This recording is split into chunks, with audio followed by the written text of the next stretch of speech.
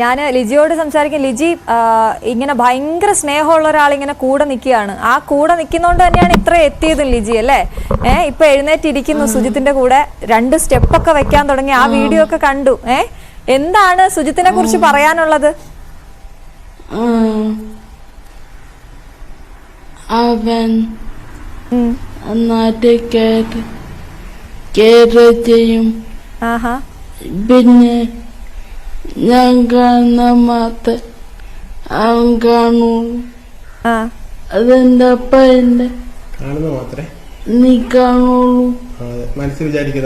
അല്ല ഇപ്പൊ മൂത്തപ്പന്റെ അടുത്ത് പോയപ്പോ മൂത്തപ്പനെ കണ്ടു.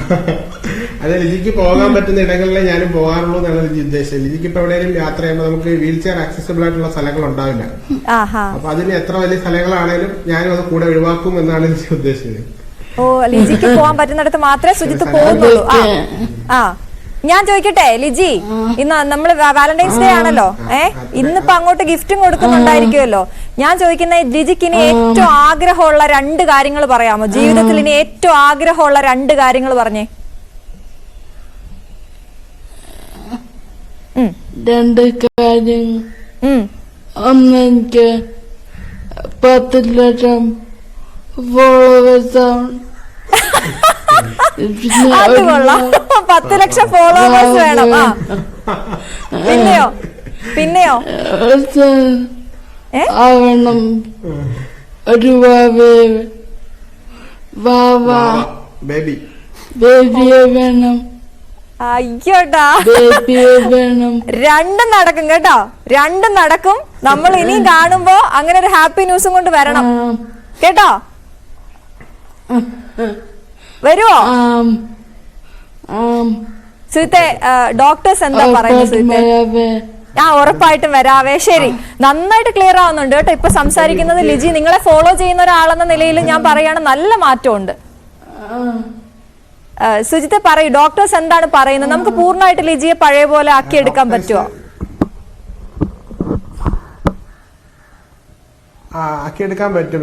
ലിജി ഒരുപാട് നാൾ ഐസിയുയിൽ ഇങ്ങനെ സ്റ്റേ ചെയ്തുകൊണ്ട് ലിജിക്ക് മൈലോപ്പതി എന്ന് പറഞ്ഞൊരു കണ്ടീഷൻ ഉണ്ട്. അതായത് ഒരുപാട് കാലം ഐസിയുലൊക്കെ ഉണ്ടാകുമ്പോൾ നമ്മുടെ മസിൽ വേസ്റ്റേജ് അങ്ങനത്തെ പ്രശ്നങ്ങളൊക്കെ ഉണ്ടാകും. അങ്ങനെ എനിക്ക് നെയർ ഡാമേജ് ഒക്കെ ഉണ്ടായിരുന്നു. അപ്പൊ അത് ഈ പഴയ രീതിയിലാണ്. അധിക നാളെ ഫിസിയോതെറാപ്പി ചെയ്യണം, കുറച്ചുകൂടെ ബെറ്റർ ആയിട്ടുള്ള രീതിയിൽ ഫിസിയോതെറാപ്പി ചെയ്യണം. അതാണ് ഡോക്ടേഴ്സ് പറയുന്നത്. ബാക്കി മെഡിസിനും കാര്യങ്ങളും ഇൻഫെക്ഷനും ഒക്കെ കാര്യങ്ങളെല്ലാം ഇപ്പൊ നിർത്തിയിട്ടുണ്ട്, കഴിഞ്ഞിട്ടുണ്ട്. അതെല്ലാം കൂടുതൽ ആക്റ്റീവ് ആവുക മെന്റലി. ആൻഡ് ഞാൻ ഹോസ്പിറ്റലിൽ ഇടയ്ക്ക് ചെക്കപ്പിന് പോകുന്ന സമയത്ത് എനിക്ക് ആദ്യം ഫോണൊക്കെ യൂസ് ചെയ്യുമ്പോൾ ഒരുപാട് പേര് പറയുമായിരുന്നു ഫോണൊന്നും അങ്ങനെ യൂസ് ചെയ്യരുതെന്ന്. പക്ഷെ ഡോക്ടേഴ്സ് നമ്മളോട് പറഞ്ഞത് ഇഷ്ടമുള്ള കാര്യങ്ങൾ, അവരുടെ മൈൻഡ് നല്ല രീതിയിലാവാൻ എന്താണ് ഇഷ്ടമുള്ള കാര്യങ്ങൾ അത് ചെയ്യിക്കാന്നുള്ളതാണ്. പുറത്തു പോകണമെങ്കിൽ പുറത്തു പോവാ. നമ്മളെ കൊണ്ട് പറ്റുന്ന രീതിയിൽ നമ്മൾ എല്ലാം ചെയ്യുന്നുണ്ട്. ഞങ്ങൾ ഒരുമിച്ച് ചെയ്യുന്നുണ്ട്. അങ്ങനെയാണ് ചെയ്യുന്നുണ്ടെന്നല്ല, ഞങ്ങൾ ഒരുമിച്ച് എല്ലായിടത്തും പോകാറുണ്ട്, യാത്രകൾ പോകാറുണ്ട്, എല്ലാ കാര്യങ്ങളും ചെയ്യാറുണ്ട്. സോഷ്യൽ മീഡിയ എന്തോരം ആളുടെ ഇത് സ്വാധീനിക്കുന്നുണ്ടെന്നുള്ളതിനെ ആദ്യത്തെ ചോദ്യത്തിന്റെ ഉത്തരം കേട്ടായിരുന്നോ? എനിക്ക് അത്രയും ഫോളോവേഴ്സ് വേണമെന്നായിരുന്നു പറഞ്ഞത്. അത് കഴിഞ്ഞിട്ടാണ് വാവയുടെ കാര്യം പറഞ്ഞപ്പോ, അത് പറഞ്ഞപ്പോ കേട്ടപ്പോ ആദ്യത്തെ എന്തായാലും നടക്കുമെന്ന് ഞങ്ങൾക്ക് അറിയാം. നിങ്ങൾ അത്രയും പ്രിയപ്പെട്ടവരാണ് എല്ലാവർക്കും. രണ്ടാമത്തേത് ഓക്കെ ആണോ? ഒരു അമ്മയാകാൻ ലിജിക്ക് പറ്റും മുന്നോട്ടുള്ള യാത്രയിൽ നിന്ന് തന്നെയാണോ ഡോക്ടേഴ്സ് പറയുന്നത്?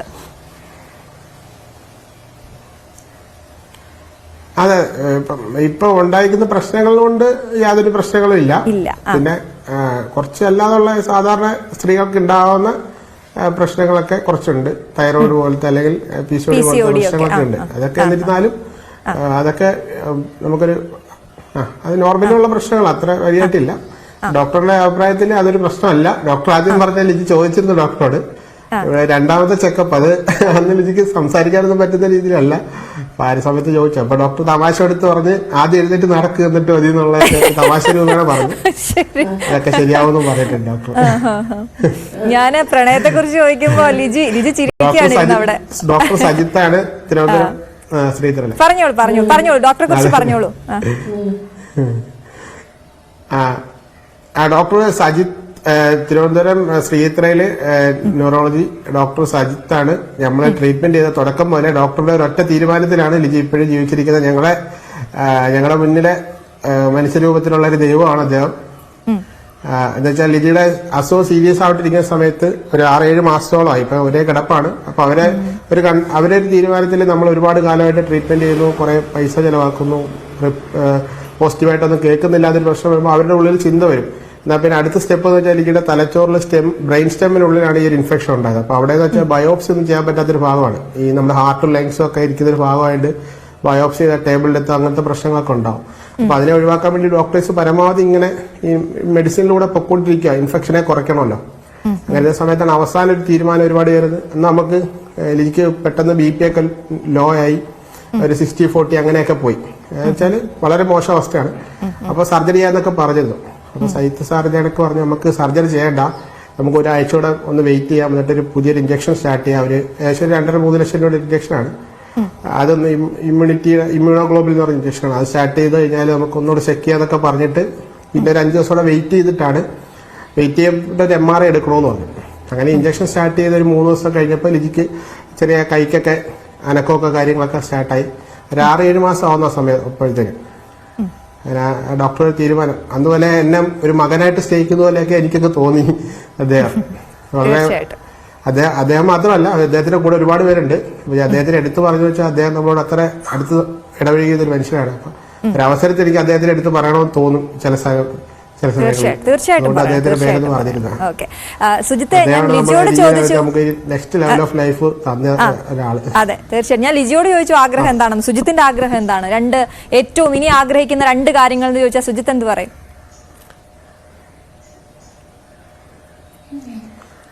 എനിക്ക് അങ്ങനെ ലിജി പറഞ്ഞ കണക്ക് ഒരു വൈകിട്ടൊരു ആഗ്രഹമില്ല. എന്റെ ആഗ്രഹം അവള് പറഞ്ഞ ആഗ്രഹം നടക്കണമെന്ന് തന്നെയാണ്. അവൾക്ക് എന്റെ സന്തോഷം എന്താണോ അത് നടക്കണം എന്നാണ് എന്റെ ഒരു ആഗ്രഹം. തീർച്ചയായിട്ടും. അപ്പൊ രണ്ടുപേരുടെ ആഗ്രഹം ഒന്ന് തന്നെയാണ്. അപ്പൊ അത് ഉടനെ നടക്കുകയും ചെയ്യും. നേരത്തെ സുജിത്ത് പറഞ്ഞതുപോലെ നമ്മൾ ഒരു കാര്യത്തിന് വേണ്ടി അങ്ങനെ അങ്ങ് ആഗ്രഹിക്കുവാണെങ്കിൽ അതെ മനസ്സിലായി.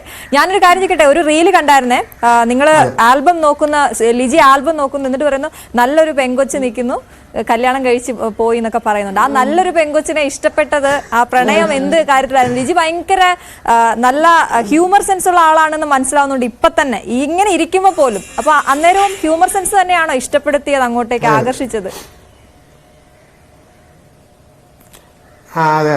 ലിജി ഒരാളെ സ്നേഹിക്കാനായിട്ട് ഞാൻ പറയുകയാണെങ്കിൽ എല്ലാവർക്കും എല്ലാ രീതിയിലും ലവ് എക്സ്പ്രസ് ചെയ്യാനൊന്നും പറ്റില്ല. എല്ലാവർക്കും സ്നേഹം ഉണ്ടാവുള്ളിൽ. ലിജി നല്ലോണം ലവ് എക്സ്പ്രസ് ചെയ്യുന്ന ഒരാളാണ്. ഇപ്പൊ എന്റെ വീട്ടിലെ അച്ഛനോടും അമ്മയോടും എന്റെ സഹോദരങ്ങളായാലും എന്റെ സുഹൃത്തുക്കളോടായാലും എക്സ്പ്രസ് ചെയ്യുന്നത്, എന്നോട് തന്നെ ലവ് എക്സ്പ്രസ് ചെയ്യുന്ന രീതി വേറെയാണ്. അപ്പൊ എനിക്ക് ഭയങ്കരമായിട്ട് ക്ലിക്കായി. ഞങ്ങൾ ആദ്യം സുഹൃത്തുക്കളായിരുന്നു, ഒരു 1.5 വർഷത്തേക്ക് സുഹൃത്തുക്കളായതിനു ശേഷം പിന്നീട് ഒരുപാട് കാണാതിരുന്നപ്പോഴാണ് ഞങ്ങൾ ലവ് എന്ന രീതിയിലേക്ക് മാറി അങ്ങനെ ആയത്.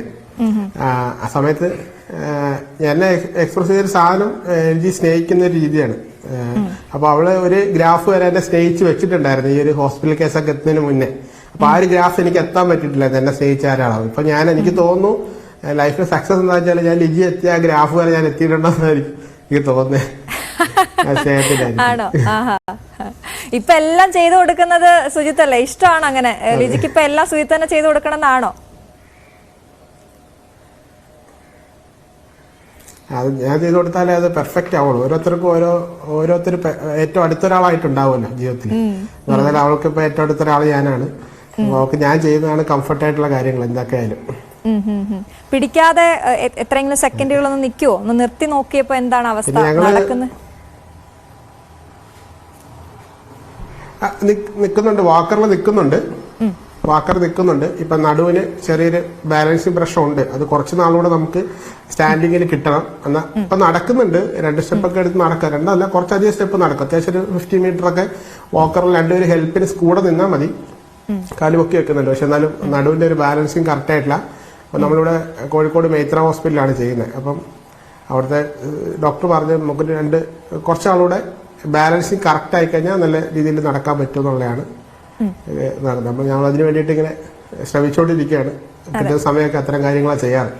സുജിത്തെ, സാമ്പത്തികവും വലിയ പ്രശ്നമായിരിക്കുമല്ലോ. കാരണം അത്രയും ബെഡ് റിഡൺ ആയി പോയ ഒരാളാണ്, അയാളെയാണ് ഇവിടെ വരെ എത്തിച്ചു നിർത്തിയിരിക്കുന്നത്. അന്ന് എങ്ങനെയായിരുന്നു, ഇപ്പൊ എങ്ങനെയാണ് അവസ്ഥ? മുന്നോട്ട് പോകാൻ കഴിയുന്നുണ്ടോ ഒറ്റയ്ക്ക്? അതെ, ഒറ്റയ്ക്ക് പോകാനായിട്ട് ചില സമയങ്ങളിൽ പാടാണ്. അപ്പൊ നമ്മള് ആ സമയത്തായിരുന്നെങ്കിൽ ഒരുപാട് സുഹൃത്തുക്കൾ ഹെൽപ്പ് ചെയ്തിട്ടുണ്ടായിരുന്നു. നമുക്ക് ഒറ്റയ്ക്ക് താങ്ങാൻ പറ്റുന്ന ഒരു അവസ്ഥയല്ലായിരുന്നു. പിന്നെ ശ്രീധര ഹോസ്പിറ്റലിൽ നമുക്ക് കുറച്ച് റീഫണ്ടും കാര്യങ്ങളൊക്കെ പൈസ തന്നിട്ടുണ്ടായിരുന്നു. അപ്പോൾ അത് വെച്ചിട്ട് അന്നുണ്ടായ കുറച്ച് ഡെപ്റ്റൊക്കെ ഒന്ന് ക്ലിയർ ആക്കി, കുറച്ചുണ്ടായിരുന്നു. പിന്നെ കുറച്ച് ബാങ്ക് ലോൺസും കാര്യങ്ങളൊക്കെ വീണ്ടും റിന്യൂവൽ ചെയ്തെടുത്തു. അപ്പൊ അങ്ങനെ ആ ഒരു മൂവ്മെന്റിൽ ഇങ്ങനെ പോവാണ്. പക്ഷേ നമുക്കിത് ചെയ്യാൻ പറ്റുന്നുണ്ട്. നമ്മുടെ കുറച്ചധികം കാലമായിട്ട് നമ്മൾ ഇത് ചെയ്യണം, കുറച്ച് എന്താ ഇച്ചിരിയോട്ട് നല്ലൊരു അപ്ഡേറ്റ് ആയിട്ടുള്ള ഒരു ഫിസിയോതെറാപ്പി ചെയ്യണം എന്നുള്ള രീതി കുറച്ചാളായിട്ടുണ്ടായിരുന്നു. നമുക്ക് സമയം നേരത്തെ ലിജി പറഞ്ഞ പോലെ നമുക്ക് സമയം ഇങ്ങനെ കടന്നു പോകുന്നതോറും നമ്മൾ ജീവിച്ചാ പോണേ. നമുക്ക് നാളെ അത് ശരിയാവും, മറ്റന്നാൾ അത് റെഡിയാവും എന്നൊരു മുൻധാരണയിലല്ല പോണേ. ഇന്ന് എങ്ങനെ ജീവിക്കുന്നു, ഇന്ന് സന്തോഷത്തോടെ ജീവിച്ചു പോവുക. നാളത്തെക്കുറിച്ചുള്ള പ്രശ്നങ്ങളെ ഓർക്കുന്നില്ല. എന്നാൽ പോലും ഇതിന്റെ കൂടെ നമ്മൾ ലൈഫിലേക്ക് റിട്ടേൺ വരണം എന്നൊരു ചിന്ത ഉണ്ടായത് ഇതിങ്ങനെ കണ്ടിന്യൂ ചെയ്തുകൊണ്ട് പോവാം. അപ്പൊ ആ ഒരു രീതിയിലായതുകൊണ്ട് ഒരുപാട് ഹെൽപ്പും കാര്യങ്ങളൊക്കെ കിട്ടുമായിരുന്നു. അപ്പൊ അതൊക്കെ ഉണ്ടായതുകൊണ്ട് ഇതുവരെ ഇങ്ങനെ പോരുന്നു. പിന്നെ സോഷ്യൽ മീഡിയയിൽ ചെറിയൊരു റവന്യൂ ഉണ്ട്. ആ റവന്യൂ പൂർണ്ണമായിട്ട് ഇതിന്റെ ട്രീറ്റ്മെന്റിന് വേണ്ടിയിട്ട് ഉപയോഗിക്കുന്നുണ്ട്. ഒരുപാട് പേര് നമ്മുടെ വീഡിയോ ഷെയർ ചെയ്യപ്പെടുകയും അങ്ങനെയൊക്കെ നമ്മളെ സപ്പോർട്ട് ചെയ്തും സഹായിക്കുന്നുണ്ട് ഒരുപാട് പേര്. ലിജി ഇനി എങ്ങോട്ടാ പോവാൻ ആഗ്രഹം? യാത്ര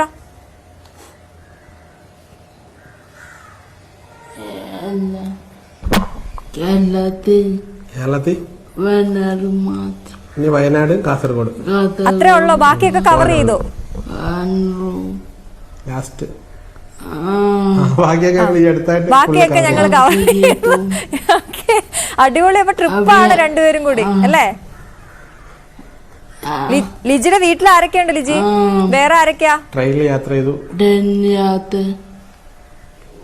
എനിക്ക് അമ്മ, രണ്ടനിയത്തിമാര്, അച്ഛൻ മരണപ്പെട്ടു. അച്ഛൻ മരിച്ചു. പിന്നെ രണ്ടനിയത്തിമാര്, അമ്മ അല്ലേ? അമ്മ അവരെയൊക്കെ കാണാൻ പോവാറുണ്ടോ? ഒരുപാട് പോയായിരുന്നു. കഴിഞ്ഞ പ്രാവശ്യം വന്നായിരുന്നു. കഴിഞ്ഞ വർഷം പോയായിരുന്നു. ശരി, എനിക്ക് ഭയങ്കര സന്തോഷം ലിജിയുടെ സംസാരം കേൾക്കുമ്പോ. നന്നായി മനസ്സിലാവുന്നുണ്ട്, നല്ല വ്യക്തത വരുന്നുണ്ട്. ഇടുക്കിയിലാണല്ലേ? ഓ ശരി. ഞാൻ ആ ട്രിപ്പൊക്കെ കാണാറുണ്ട്. ഇടുക്കിയിലേക്ക് കുറെ കാലം കഴിഞ്ഞ് പോയി എന്നൊക്കെ പറഞ്ഞ റീലൊക്കെ കണ്ട്. എന്തായാലും ഇനി നമ്മൾ കാണുമ്പോ ആ സന്തോഷ വാർത്ത പ്രേക്ഷകർ കൂടെ പങ്കുവെച്ച് ഒരിക്കൽ കൂടി നമ്മൾ കാണും കേട്ടോ. അപ്പൊ ഈ പ്രണയദിനത്തിൽ അങ്ങനെ ഒരു സന്തോഷത്തോടെ നമുക്ക് പിരിയാം. ഞങ്ങൾക്ക് അതിഥിയായി എത്തിയതിന് രണ്ടുപേർക്കും താങ്ക് യു സോ മച്ച്. രണ്ടുപേർക്കും happy Valentine's day. Okay, thank you. Happy Valentine's day. Thank you Sujith. Thank you.